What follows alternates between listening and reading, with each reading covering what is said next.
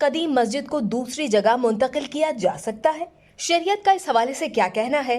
کیا شرائط ہیں؟ تفصیلات جانتے ہیں اس ویڈیو میں۔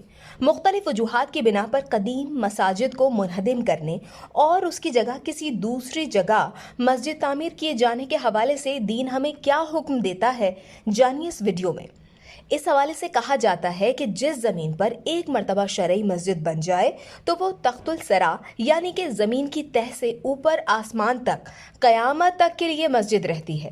اسے نہ کسی کی ملکیت میں دیا جا سکتا ہے، نہ اسے فروخت کیا جا سکتا ہے، اور نہ ہی اس میں میراث جاری ہوتی ہے، اور نہ ہی اسے کسی اور جگہ منتقل کیا جا سکتا ہے، بلکہ ہمیشہ کے لیے اس کا احترام اور حفاظت کرنا لازم ہوتا ہے۔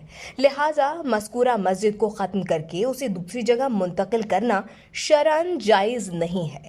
اگر آبادی بڑھنے کی وجہ سے مذکورہ مسجد کی جگہ اہل محلہ کے لیے تنگ ہوتی ہو تو دوسری جگہ اور مسجد بنائی جا سکتی ہے، تاہم اس قدیم مسجد کو بدستور مسجد ہی برقرار رکھنا ضروری ہے اور اس میں اذان اور جماعت کا احترام کرتے ہوئے اسے آباد رکھنے کی کوشش کرنی چاہیے، اور جس طریقے سے اب تک اس کی حفاظت اور احترام ہوتا آ رہا ہے، آئندہ بھی اسی طرح اس کی حفاظت اور احترام کا انتظام برقرار رکھنا چاہیے۔